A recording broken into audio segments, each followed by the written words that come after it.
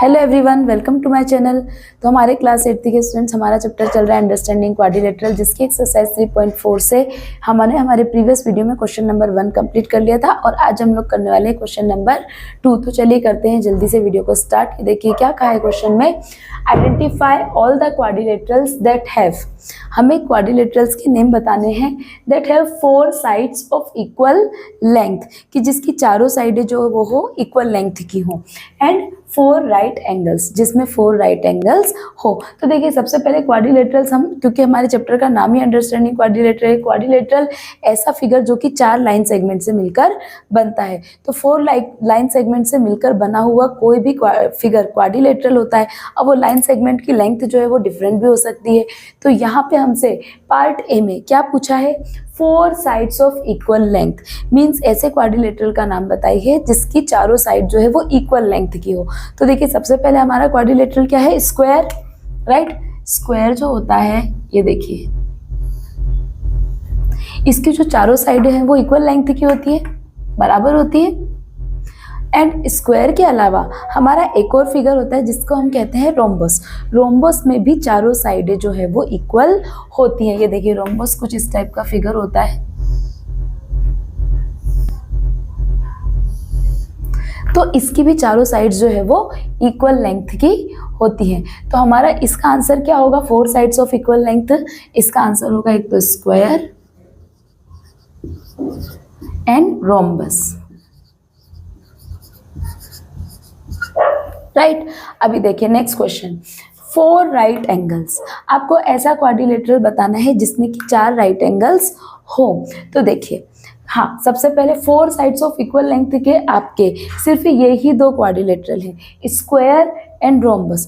Square and rhombus के अलावा ऐसा और कोई भी दूसरा क्वाड्रिलेटरल नहीं है जिसमें कि 4 साइड्स ऑफ इक्वल लेंथ हो। तो आप इसलिए श्योर हो जाइए कि इसके आप, क्योंकि आपसे पूछा है आइडेंटिफाई ऑल द क्वाड्रिलेटरल्स, यानी कि ऐसे वो सारे क्वाड्रिलेटरल्स जिनमें कि 4 साइड्स जो हैं वो इक्वल लेंथ की होती हैं। तो कंफ्यूज होने की जरूरत नहीं है, ऐसे सिर्फ 2 ही क्वाड्रिलेटरल हैं, पहला है स्क्वायर एंड दूसरा है रोम्बस। ओके, अब आ जाते हैं पार्ट बी पे। यहाँ पे हमसे पूछा है 4 राइट एंगल्स, यानी कि ऐसा क्वाड्रिलेटरल जिसमें 4 राइट एंगल्स हो। तो देखिए एक तो आपका स्क्वायर हो गया, फर्स्ट आपका स्क्वायर है, स्क्वायर के चारों एंगल राइट एंगल्स होते हैं, ये देखिए। इसके अलावा हो गया है हमारा ये रेक्टेंगल, रेक्टेंगल के भी चारों एंगल्स जो है वो 90 डिग्री के होते हैं। तो देखिए 2 क्वाड्रिलेटरल हो गए हमारे, स्क्वायर एंड रेक्टेंगल। इन दोनों को छोड़ के और ऐसा कोई भी क्वाड्रिलेटरल नहीं है जिसमें कि 4 राइट एंगल्स हो। तो यहाँ पे हम क्या लिख लेंगे, स्क्वायर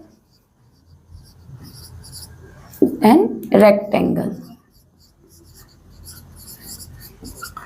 तो आई होप डियर स्टूडेंट्स आपने क्वेश्चन बहुत अच्छे से समझा होगा।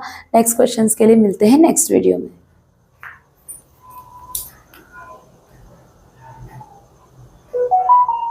में explain how a square is a quadrilateral, हमें एक्सप्लेन करना है कि एक स्क्वायर को हम क्वाड्रिलेटरल क्यों कह सकते हैं, एक स्क्वायर क्वाड्रिलेटरल क्यों है। तो ये देखिए स्क्वायर जो है इसमें कितनी नंबर ऑफ साइड्स होती है, 4। और क्वाड्रिलेटरल एक ऐसा पॉलीगन होता है जो कि 4 साइड्स से मिलकर बनता है, राइट। तो एक ऐसा क्लोज्ड पॉलीगन जो कि 4 साइड्स से मिलकर बनता है उसे हम क्वाड्रिलेटरल बोलते हैं। और क्योंकि स्क्वायर में भी 4 साइड्स होती है इसीलिए हम इसे एक क्वाड्रिलेटरल कह सकते हैं। सो हमारा आंसर क्या होगा, बिकॉज इट हैज़ 4 साइड्स। हम क्या लिख सकते हैं answer, because it has 4 sides, क्योंकि स्क्वायर में 4 साइड होती है इसीलिए ये एक क्वाड्रिलेटरल है।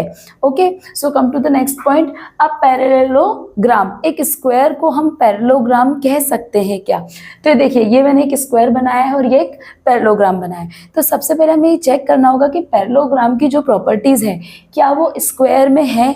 अगर पैरेललोग्राम की प्रॉपर्टीज स्क्वायर में है तो हम स्क्वायर को पैरेललोग्राम कह सकते हैं। तो देखिए पैरेललोग्राम की सबसे पहली प्रॉपर्टी क्या है, its opposite sides are equal and parallel. जो पैरेललोग्राम की अपोजिट साइड्स होती है ये क्या होती है, इक्वल होती है और पैरेलल होती हैं। तो ये कंडीशन स्क्वायर में भी प्रूव होती है, स्क्वायर की भी जो अपोजिट साइड्स होती है वो इक्वल होती हैं और पैरेलल होती हैं। तो फर्स्ट प्रॉपर्टी तो हमारी सेटिस्फाई होती है।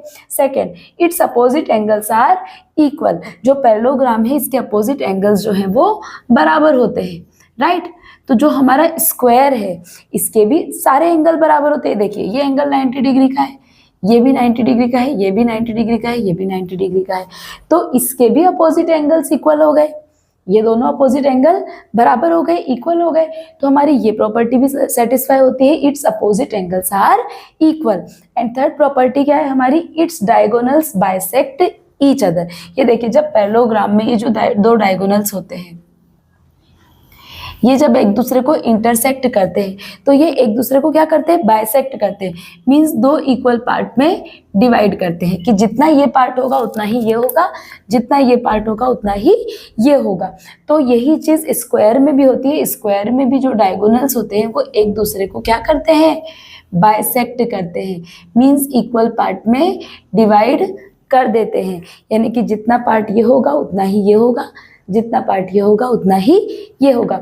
तो एक स्क्वायर जो है वो एक पैरेललोग्राम हो सकता है क्योंकि स्क्वायर के अंदर पैरेललोग्राम की सारी प्रॉपर्टीज होती हैं।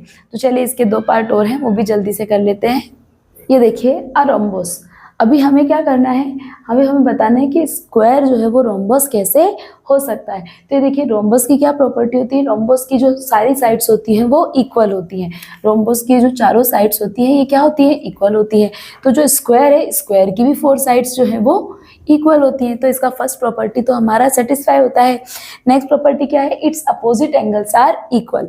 ये जो रोम्बस होता है इसके जो अपोजिट एंगल्स होते हैं वो क्या होते हैं, इक्वल होते हैं। मीन्स ये एंगल इस एंगल के बराबर है और ये जो एंगल है वो इस एंगल के बराबर है। तो स्क्वायर के भी अपोजिट एंगल्स इक्वल होते हैं। अगर ये एंगल 90 डिग्री का है तो ये भी 90 डिग्री का है, और ये एंगल 90 डिग्री का है तो ये भी 90 डिग्री का है। तो हमारी सेकेंड प्रॉपर्टी भी सेटिस्फाई होती है, its opposite angles are equal. And then diagonals bisect at 90 degree. ये जो रोम्बस होता है इसमें ये जो डायगोनल्स है ये जब एक दूसरे को बाइसेक्ट करते हैं तो यहाँ पे 90 डिग्री का एंगल फॉर्म होता है, right. It means diagonals bisected 90 degree. Diagonals जो है वो 90 डिग्री में बाइसेक्ट करते हैं। तो स्क्वायर के भी ये जो डायगोनल्स हैं ये जब एक दूसरे को बाइसेक्ट करते हैं तो यहाँ पे जो है वो 90 डिग्री का एंगल फॉर्म होता है। मीन्स हमारी थर्ड प्रॉपर्टी भी सेटिस्फाई हो रही है। इसीलिए हम कह सकते हैं कि जो स्क्वायर है वो भी एक रोम्बस ही होता है। स्क्वायर को हम रोम्बस कह सकते हैं।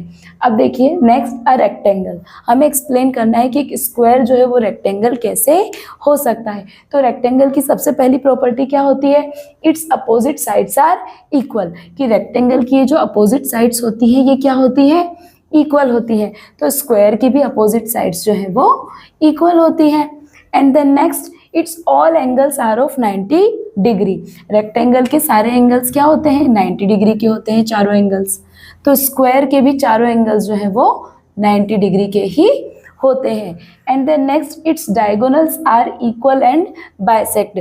जो रेक्टेंगल है इसके जो डायगोनल्स होते हैं ये इक्वल होते हैं और एक दूसरे को बाइसेक्ट करते हैं। मीन्स इक्वल पार्ट में डिवाइड करते हैं। उसी तरह स्क्वायर के भी डायगोनल्स जो हैं वो इक्वल होते हैं और एक दूसरे को क्या करते हैं, बाइसेक्ट करते हैं। तो इसी तरह एक स्क्वायर को हम रेक्टेंगल भी कह सकते हैं।